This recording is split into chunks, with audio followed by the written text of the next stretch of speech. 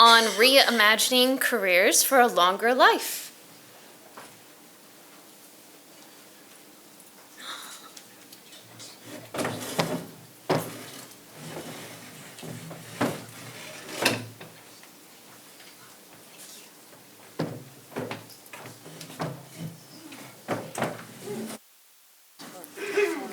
I know. I seem to have the danger chair.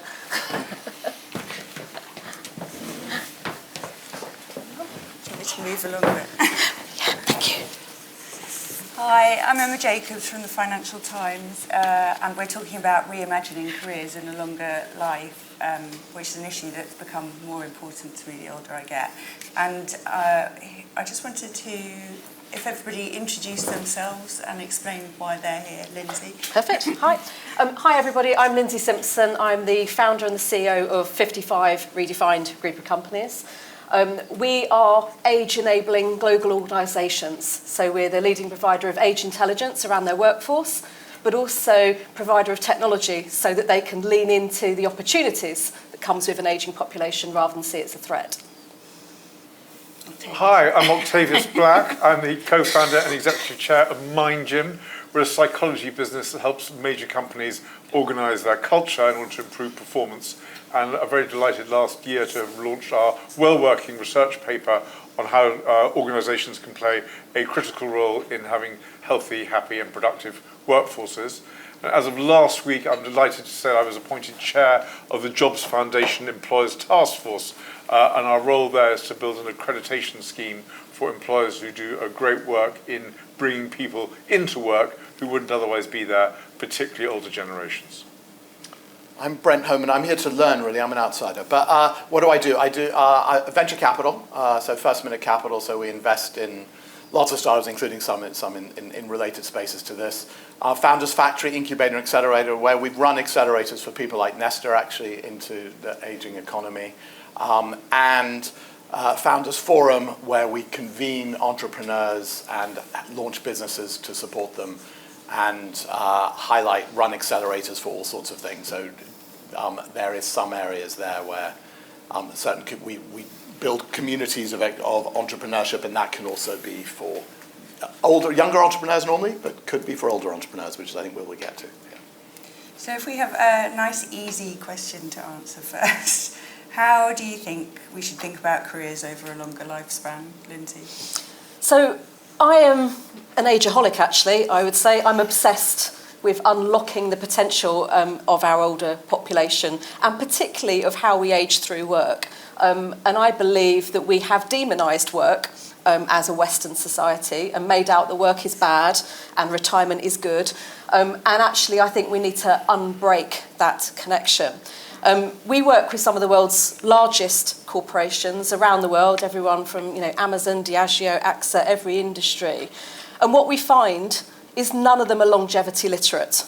There hasn't been a boardroom of any business that I've been in the last 5 years that has understood the impact of age on their workforce. So they'll understand the ageing profile of their workforce. They'll know whether they're 40%, 50%, sometimes 60% over 50.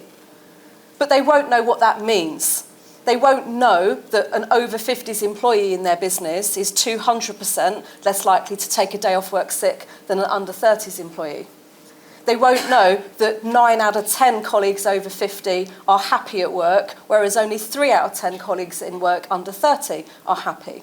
They won't have tracked promotion velocity. They won't have tracked income by age. They won't have tracked customer outcomes by age. And when you start to lift the lid of not just, and I'm not a proponent that just says over 50 is better, I'm a proponent that multi-generational is better.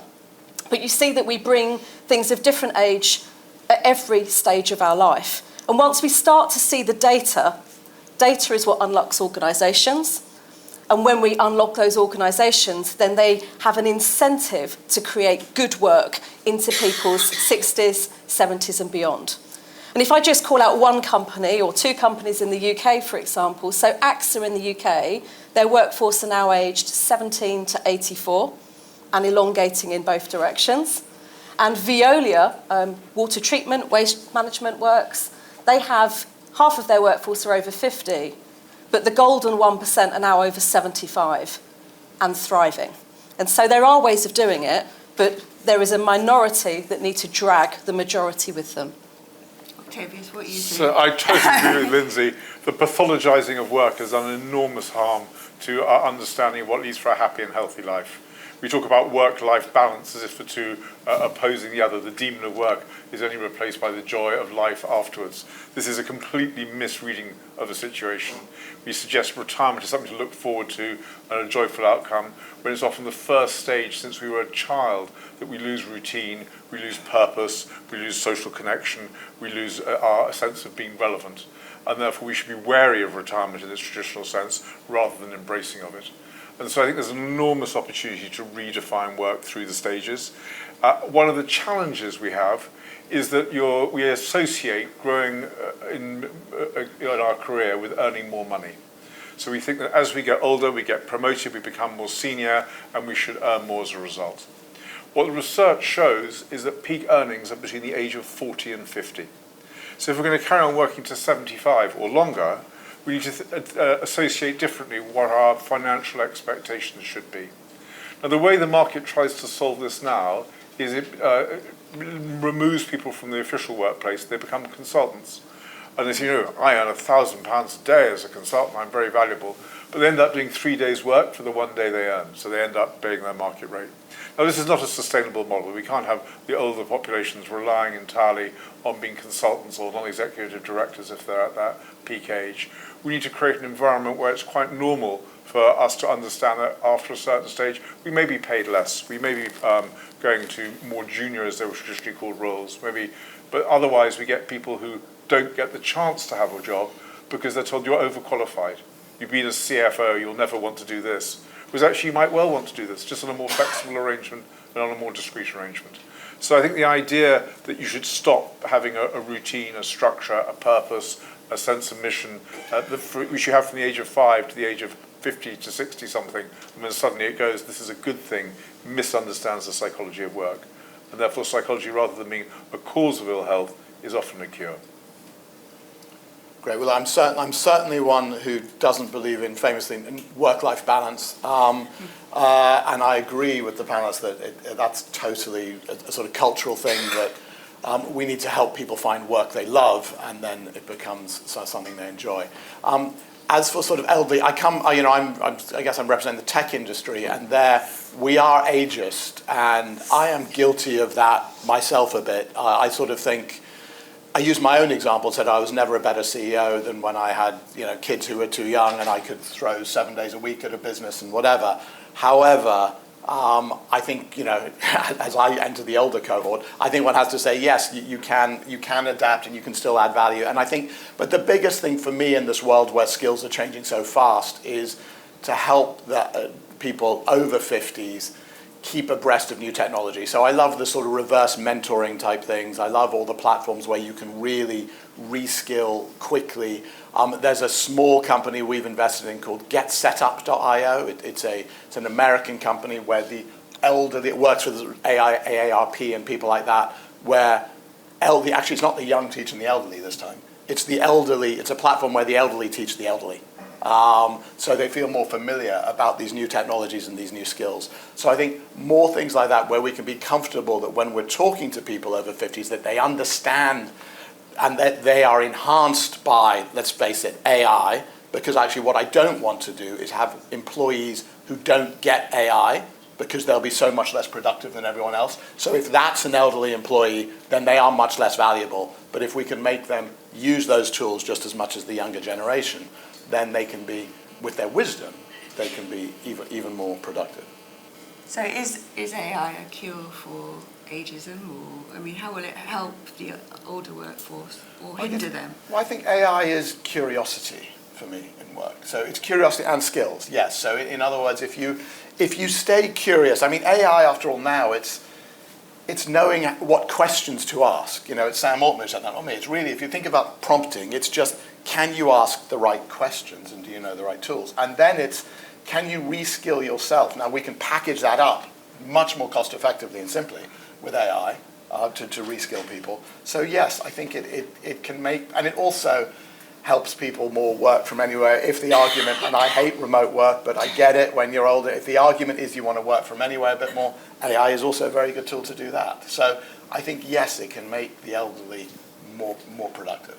And it also can do things like make remote work better. It's like, I think I've got granola recording this. You know, granola is the best AI note taker, full disclosure, we're investors. But you know, what it means is that you can share work. It makes it easier. Your whole teams can use tools like this, so you can be remote effectively and understand. So your elderly person, if they're not in the office every day, or anyone who isn't, then they can be up to speed on what's going on. Do you think AI is a risk or a boost? A boost. I've got two views on it. I am also going to say that I think words and language are important, and I don't know any older employees that want to be called elderly. You know, I think 50 is now our midlife, and so I'm, you know, level 47. I talk about ages in levels. People generally want to go up levels and they do ages, so they will declare their level 60, level 75. But I think that word elderly in itself suggests frailty, suggests illness. It suggests road signs with a dottery, you know, cane. So I think we have to get better at how we describe our midlife workforce and call them midlife, and not forget that our millennial population are going to be turning 50 in 6 years, in 2031. But with regards to AI, I've got two lenses on it. So one is I have the pleasure of having one of the directors of LinkedIn set on my board as a non-exec director. So we share data across the platforms. And if I go back 2.5 years, all of the hiring globally on LinkedIn for AI roles were young coders. They were people in their 20s that come straight out of university, college, and everyone was in a race to build their own AI solutions and automate their businesses. The second that, you know, ChatGPT and then Copilot and every other version of AI off-the-shelf tools became available, the pendulum swung in the complete opposite direction. So all hiring for AI is now led by people that can train the AI. And for that human in the loop, they need to be the most experienced and the most knowledgeable and the most able to reference whether the AI is producing crap information or brilliant information. And so if I look at just a bank who's maybe looking at automating and using AI to triage calls coming into their contact centre, do they need their young coder who's brilliant at coding the AI, or do they need, you know, Elizabeth, who's worked in the contact centre for 50 years and knows the 34 different ways that people ask to change their address? They need Elizabeth. But to do that, they need to train Elizabeth and give her confidence that she can switch from being a contact centre operator to a trainer of large language AI models. The second perspective, if I may, is we have built our own large language, well, train on our own large language model. She's called Rosa. She's a runner-on-set assistant for one of our film set games that we put midlife employees through. And we see that people in midlife are using Rosa in 3 very different ways. So a third of the cohort use her, as you would say, like a researcher. So you've told me I'm going to live to 100, prove it. Show me the data, give me the report. I want to find out more. I want to dig into this topic and find out more. The second group treats Rosa as almost a digital coach. You know, how do I hold myself to account? What do other people ask when they get to this point in their journey? What are other people doing, and how do I make sure that I take action and this doesn't just become a nice thing to do? And the third think that Rosa is human. And so they all go, morning, Rosa. You'd be so proud of me. I had this great conversation with my wife last night, and we had the big conversation about me retiring, and I would never have done it without you. Night, night, see you in the morning. And they're interjecting. And so when I hear this morning's debates around healthcare and these 18-month wait lists, I just think the huge opportunity to create digital interactions before they interact with a human is such a missed opportunity, but workplaces are embracing it with speed. And are you finding AI in the recruitment process a hindrance or a help? I mean, I think we often talk about it as for graduates whose only experience is AI, basically, and that's a very dehumanising experience when they're not met by an interviewer, a human, I think we used to call them. But and so are you finding that's reinforcing some of the biases? So we don't provide recruitment services, but we own a jobs board. And so we had about 45,000 people in the UK apply for jobs through us last year. And the overwhelming feedback is that they crave human interaction. And so Amazon, one of our clients recently had to strip out one of their AI recruitment tools because it was systematically discriminating against female applicants. And so I think AI can speed up workflows, but it cannot replace the human in recruitment journeys. I think it's actually having a more disproportionate effect on younger cohorts, on graduates and apprentice level cohorts, than it is actually older applicants who are either applying to go sideways and backwards or unretire, or they're skilled professionals in a field and therefore they're coming into a more skilled recruitment journey. But those that are early in their career and first-time job seekers, I think it's having a disproportionately negative impact. And Octavius, I was interested in your demonisation of work. How do you evangelise about work? And do you think that retirement will be a blip in the kind of future, that this period that we've had of retirement? I mean, retirement made enormous sense. If you go back to Andrew's research started in the 1920s, people doing blue-collar work, were working incredibly physically demanding work. It was very hard to continue doing that work after a certain stage, and therefore having a moment to relax and recover at the end of a long life of committing to arduous work in health and safety challenging situations was seen as wholly worthy and responsible. Nowadays, we're mostly in white-collar jobs or jobs that aren't particularly physically demanding, and actually the loss of work is an incredibly bad situation to be in. It's a big cause of mental health problems. We've got a big growth in mental health issues in the UK at the moment, and that's made worse by people having a sick note culture, as you'll have seen from Charlie Mayfield's report this week, encouraging people to see the solution to a mental health issue is to stop work, whereas actually the solution to many mild mental health issues is to get work and to be in work and to do work that matters. So I think the demonisation of work is really mission critical, but we see that it's a very hard psychological shift to make. When PwC wanted to rename their consulting arm Monday, there was uproar because Monday was supposed to be the worst day of the week because you have to go back to work. But actually, if you've been in a difficult marriage or screaming children or whatever else you've had all weekend, you might be or doing lots of DIY that you're not very good at. You might be absolutely delighted to go back to work on Monday morning. Your wife's laughing. So the demonisation of work is a real problem. But I think the research shows very clearly that when we have purpose in life, when we have doing something that we think is relevant and meaningful, we're likely to be, our physical health is improved, our mental health is improved. And there's lots that employers can do to help generate this. So we can start to think differently about the kinds of people that we're employing and when we're employing. I remember talking to the head of Deloitte UK about increasing his workforce and how he could get more good people in the talent pool. And his immediate assumption was to go to school leavers and avoid university, which has a lot of sense because quite a lot of degrees don't add an enormous amount of value, and you might well be better off getting school leavers from the beginning. But what you can do instead is to think about older generations.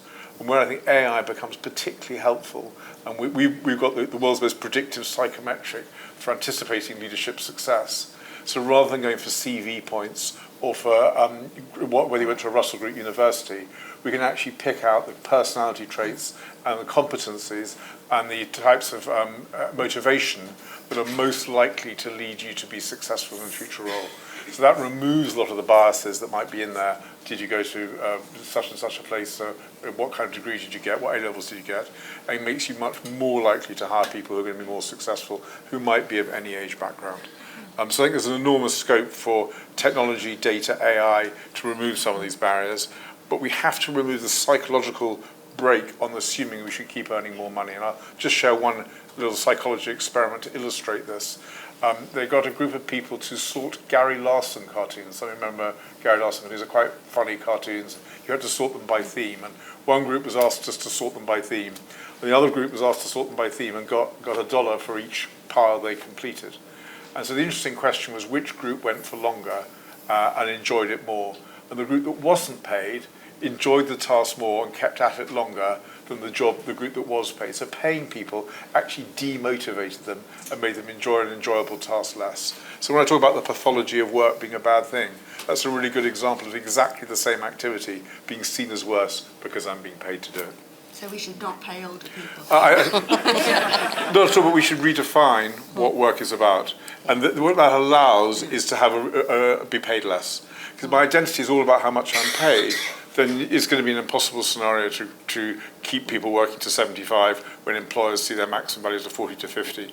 Now, we may well be able to get exceptions by training them in skills and giving them new AI tools that will give outliers and exceptions. But in the main, we're going to find that people older are maybe less valuable, and that's fine. But that is a normal distribution or a bell curve, and that should be perfectly healthy and normal. But the only way we address that is by redefining why we're doing work, and that work can be a source of joy and prestige, and most importantly, relevance. We all want to be relevant in some way or other, and work provides a relevance that not working, playing croquet or bridge or crochet in the evenings loses, as well as your social connections are much less. You end up being with people of a similar background, a similar age group and so forth, whereas actually what you want to be or want to learn from is people, as Brent talks about, younger people or much older people, people from different backgrounds, who you're much more likely to meet at work, especially if you're in the office, than you are in retirement. But how do you make that shift within an organisation? I mean, I always find that these things are good for other people, you know. Other people can get paid less as they... Yeah, I mean, Unilever have done a really good job on this. So they have a programme whereby rather than people leaving the workforce, they stay on as employees. They stay on with the benefits, often healthcare benefits are very important, especially as you're getting a bit older. But what they do is they have a fixed number of hours and they have fixed tasks to do. And therefore they're in effect paid less, they're less expensive employees, but they're still part of the Unilever campus, they're still feel a loyalty to the company, and they're still able to add and contribute things that younger people might not be able to do or could do, but they've chosen to keep the people who know the business well. So I think you can structure the work in different ways. Obviously flexibility is really important, obviously skills are really important, but actually staying as part of the team but being paid different amounts for different kinds of work is a way forward. And Brent, you talked about your own ageism. Do you see it among investors, and how do you encourage older entrepreneurs to keep going, really? I mean, yeah, absolutely. Look, obviously, if you're a tech investor, you're looking at some of the people I saw. We ran an event last week in New York, and you know, we've got people 21 years old who are dropping out of Harvard and MIT presenting, and you're like, I want to back them. So that's much more the typical cliche than the 60-year-old coming up saying, I'm really experienced, please back me. I've built this and this. But I think what you can highlight is, you know, there is good data coming out of second, third time entrepreneurs or of older entrepreneurs and how much they, you know, how successful they are. So I think, you know, it's absolutely, as I was alluding to earlier, we run cohorts for disabled entrepreneurs or for younger entrepreneurs or whatever.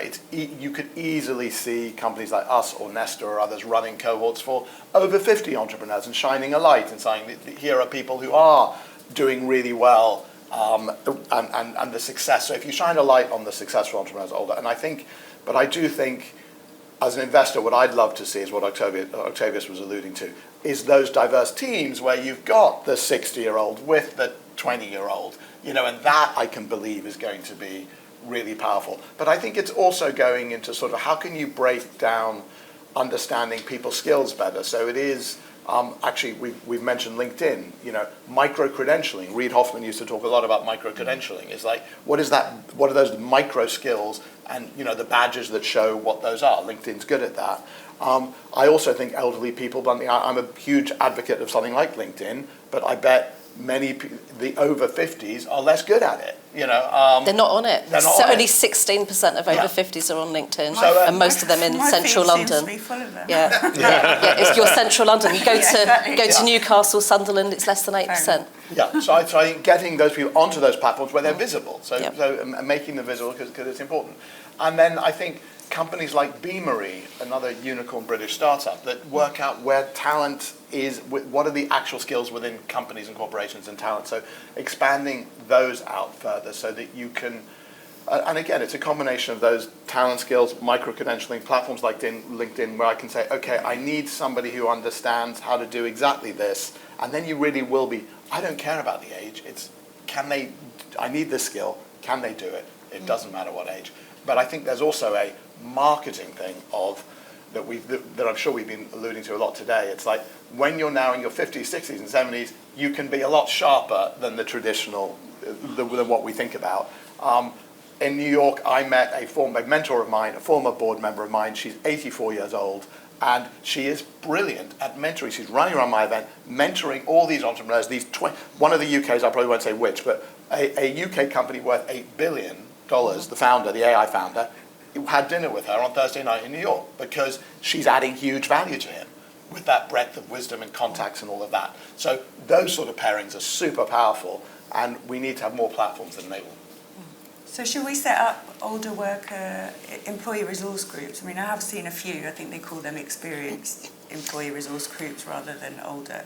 But is that something that you think is a good strategy? I mean, most of the companies we work with have an ERG or BRG, employee resource group or business resource group. Either they do two things. So either it's dedicated purely on their older workforce, so their 50 plus generation, or in the US 45 plus. You're deemed as a senior at 45 plus.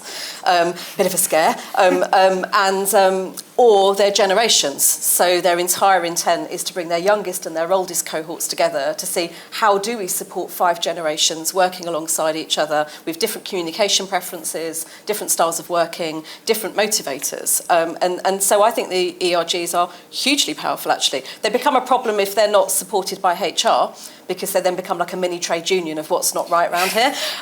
But if they're embraced by the business and HR, and to your point around purpose, Octavius, tasked to solve problems, how do we do market-leading recruitment advertising where age is invisible? You know, where we clearly are celebrating people joining our business of every age and of every level, and storytelling around that. You know, how do we create brilliant consumer campaigns on Instagram that will appeal to 5 generations of consumer purchasers, a bit like Belstaff do a brilliant job of making their biker jackets ageless. They have models from their 20s to David Beckham in the middle to in their 90s modelling the same jacket. And so I think Employee Resources Group have a huge opportunity to support. But actually there are some very easy tactical things that organisations can do. So if I look at the room today, I should imagine there's a proportion of people that are more on the academic side of things, and perhaps a proportion that are more in healthcare. And so I was with Specsavers last year as we launched in Parliament the hearing health report, and that untreated hearing loss is a key indicator to dementia, and that 40% of early retirees did so because that they had experienced hearing loss at work, but it's not as cool to wear hearing aids at work as it is to wear a pair of thick-rimmed specs right now. And so part of my job, our job in organisations, is to just normalise all this stuff. So I challenge our ERGs and our businesses to drive hearing health. You know, why are they not if they're giving out vouchers for sight tests, why are they not giving everybody hearing tests? Why are they not celebrating the people at every level in their organisation who have hearing loss and sharing their stories? And they will prevent 40% of their early retirees from doing so. And we're seeing that already. Those little changes make a huge impact. A cornerstone are telecoms. They provide all of the masts across the UK and provide all of the infrastructure to the telecom system. Yet 60% of their workforce are white, male and over 50. And at the moment, they would retire at around 58. So we're all screwed, guys. You know, we love our mobile phones, but unless anybody's keeping the infrastructure going and adding 10 years to their careers and bringing through the next generation, we cease to have a telecoms network. And so we posed this question. We got 300 of their leaders together to stand up if they had hearing loss, and a third of the room stood up, and only one person had ever declared at work that they had hearing loss. So little things that we need to just start talking about and normalising, which means that we make these 50, 60, 70-year careers just completely normal. I mean, Octavius, do you, when I've spoken to other people, they've said that they get called in to talk about the Gen Z problem because everyone's worried about it, about young people adapting to the workforce and so on. But do you get called in to talk about older workers? Sadly not, No. not at all. It's because they ring me, Octavius. I mean, how do you kind of get over the the generational divide, really. I think we talked about AI earlier, and I think this is a very interesting area. So there's some recent research by BCG that says the barrier to success for businesses adopting AI is 30% tech stack, 70% talent stack. So actually it's the culture and the ability to cycle around the learn, adapt, act, move as quickly as possible that creates the impetus to learn from AI, to adapt it, to try it out. So if you're not confused, you're not paying attention kind of line, but you can keep learning and keep adapting.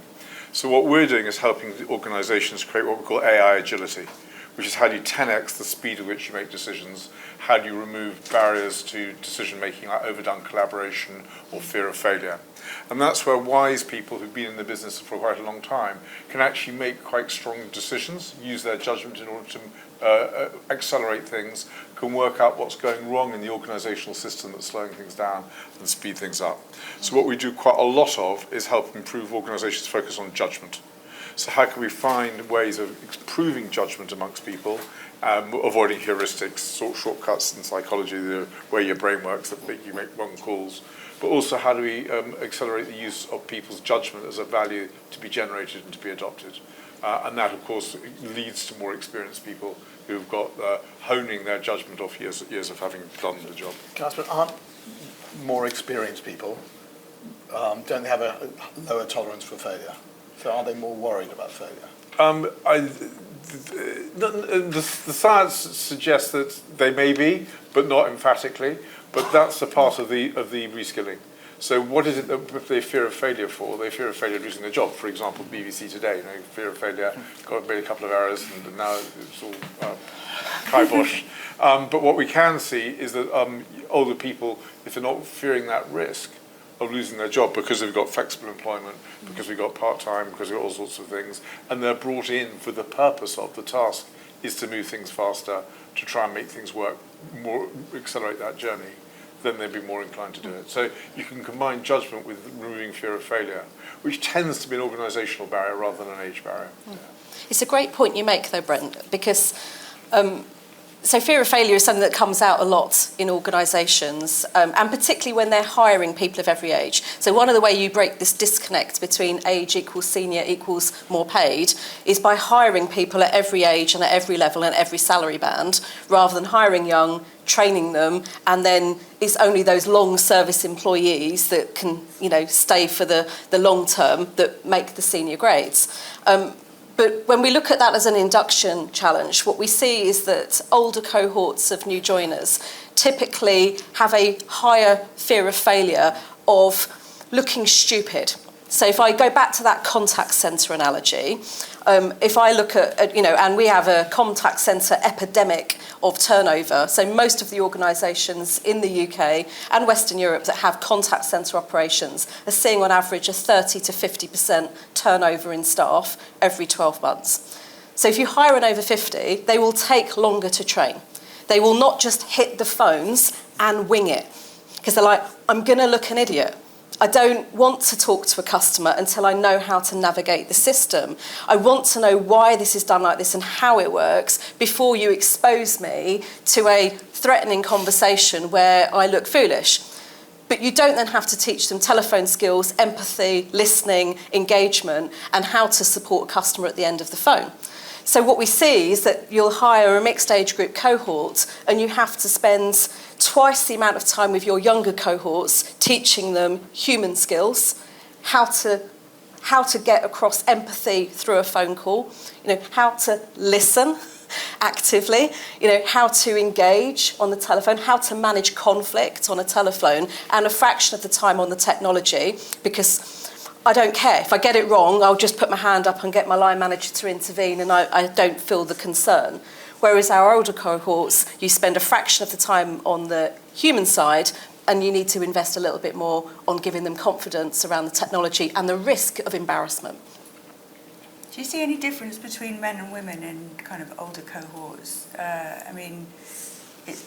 I spoke to Vicar recently, and he said the Church of England is kind of fueled by female empty nesters that want a second career. And so I don't know whereas their husband might be settling down to retirement. I don't know, have you experienced differences? So we support a lot of the female platforms in the UK. So Noon, which is one of the, I suppose, probably largest midlife female platforms. We are their career content and jobs board. And we acquired a business called WM People last year, which was working mums, working wives, working dads, etc. We see that there are a cohort of women, particularly in their 50s, as you say, empty nesters. Their kids are going to college or university, and they're coming back going, right, finally, it's my time. You know, I'm no longer in the you're about to have kids era. I'm no longer in the you're looking after kids era. I'm in the it's my fucking time era. And they're being told to go and apply at B&Q and John Lewis or Waitrose.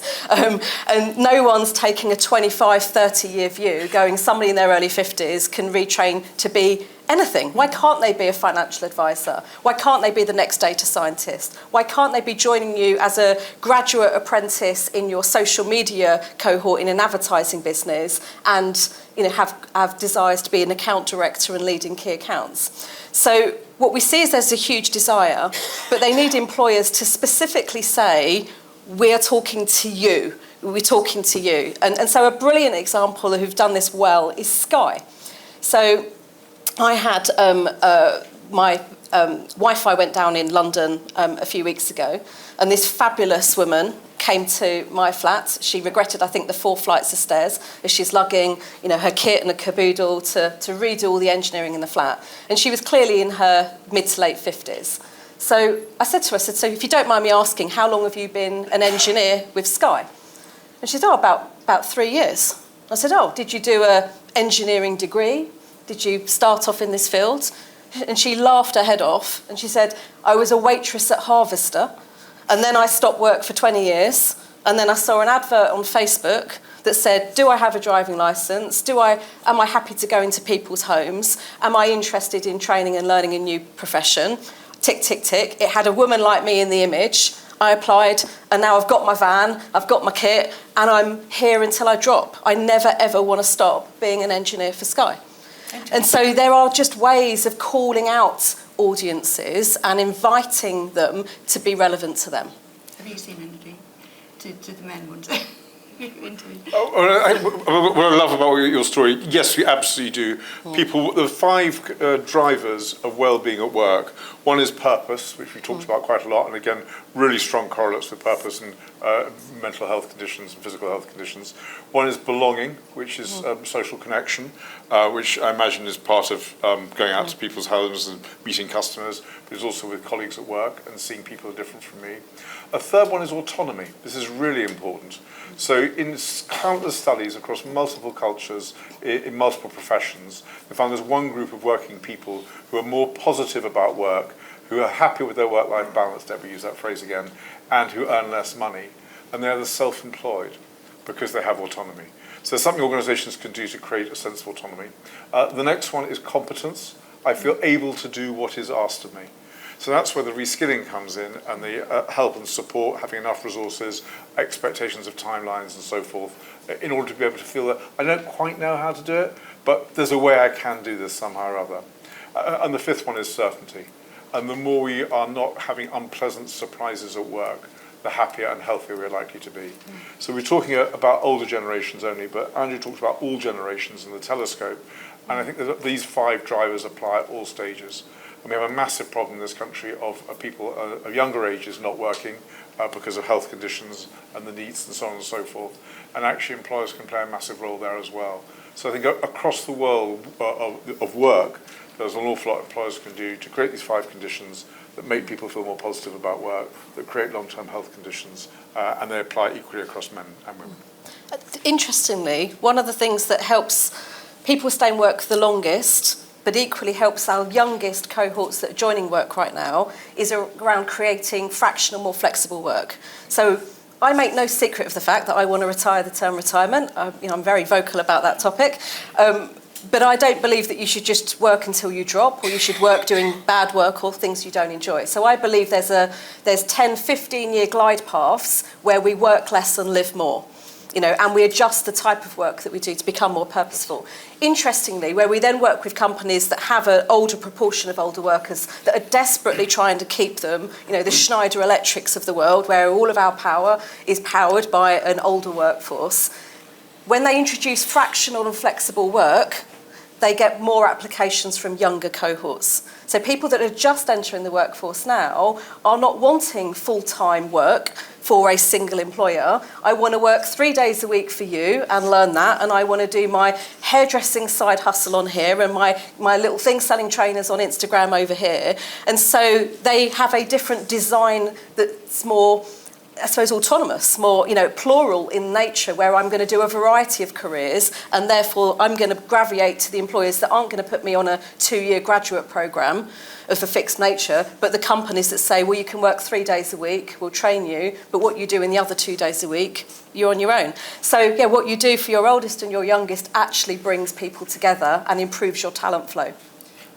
I do think platforms where the elderly can start their own businesses will be more important to get to your sense of autonomy, because I also think that AI replaces, I don't know the demographics of the 9 million Uber drivers, but they feel to me like they often are midlife, to your point, doing that autonomy. Particularly in Asia. But, but then, hearing the CEO of Uber that I went last week saying that within 10 to 20 years he thinks there will be no Uber drivers. Yeah. So getting into a workforce like that where those sort of jobs just go away, what else are those? Yeah. Sorry. I just wanted to open it up. We've got a few more minutes. Has anybody got a question? Go on. Hi, I want to thank Andrew and Scott. And this evening, I'm leaving for Singapore FinTech Festival. I'm an ambassador of Singapore FinTech Festival last 10 years. And I'm also an ambassador for Global Women in AI. A lot of what you're talking about is very fantastic to me, but have seen it being practiced in the 4 oldest countries in the world, no longer European as they used to be 20 years ago. They are countries I've visited in the last 6 months: Japan, Korea, Taiwan, and Singapore. And in Japan, Mitsubishi, Sony, etc.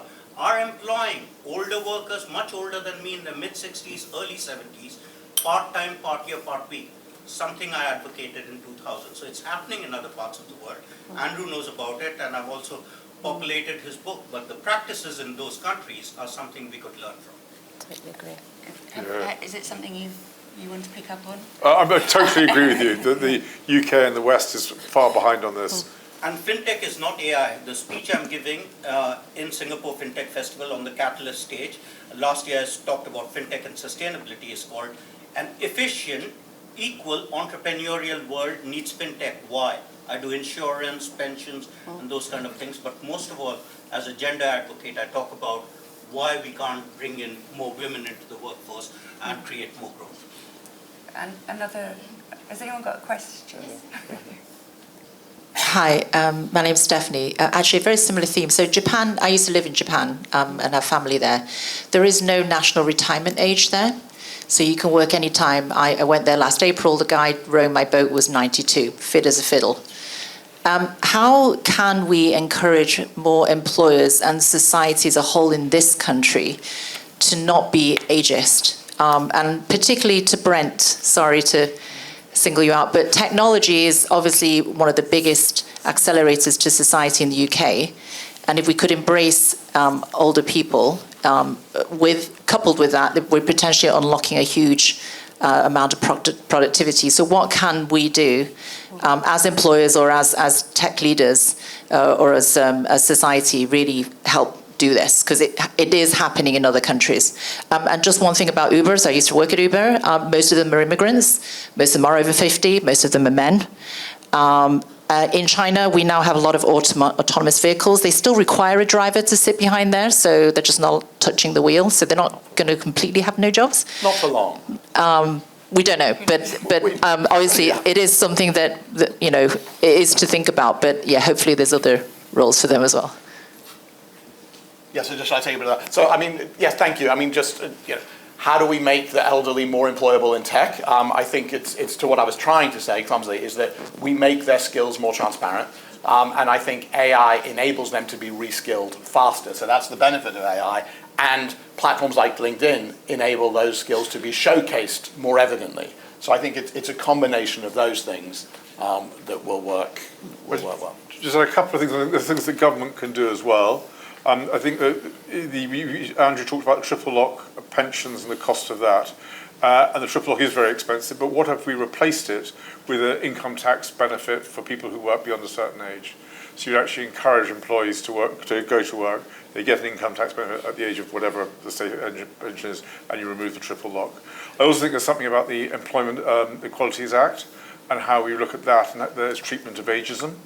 And the risk is that it actually doesn't help people who are more experienced later on in careers, and it does them harm because companies are terrified of creating new contracts or new terms of arrangements, or even having the conversation about could you do a similar type of role for less money. And that's a big, big barrier. So rather than thinking, oh my gosh, I can't give them less money, I can't ask them to work part-time, I can't worry about the fact they may not be working in 5 years' time, they then avoid giving them a job altogether. So I think there's stuff that government can do as well as business on this. Can I give you an example with Amazon? Because 18 months ago when I walked into Amazon's boardroom, they were what I would call age blind. They weren't proactively trying to be ageist, but it was completely in their blind spot. No data or analysis about age of their consumers or their workforce. Yet every other data point I could possibly imagine. Nothing relating to age. And so the two things that moved the dial in Amazon was one is when you look at the volume of people that they hire globally, about 500,000 people a year, because they still have very high turnover rates, that they will literally run out of young people in a number of markets because we don't have that youth population coming through over the next 5-10 years. So doing a forecasting model around shrinking populations in certain markets, like you've talked about in Asia, has had to drive them recruiting older. But the biggest shift was around consumers. So 75% of the world's wealth is held by 50 to 70-year-olds. In the US, it's 83%. So if you are ignoring that demographic in terms of how you design products, how you advertise products, who you sell to, and you then not mirroring that demographic in the people in your workforce who are building product, creating the advertising, creating the solutions of the future, then you're wiping out 3/4 of the world's wealth who can afford to buy it. That was the thing that suddenly saw last year's Christmas advert, if you remember it, was a multi-generational cast and an older employee on stage being given a tuxedo. 6 weeks before that, it was just all about youth. So there are ways, you have to find the angle. In tech, I found, and in advertising, I found it's about chasing the wealth of the consumer and mirroring the population that you're serving, and then forecasting forward 5, 10, 15 years to see can they continue their growth with their current strategy. Thank you. I think, are we out of time? Yes. Yeah, thank you very much, Lyndsey, Octavius and Brent. Thank you so much. Thank you, Emma.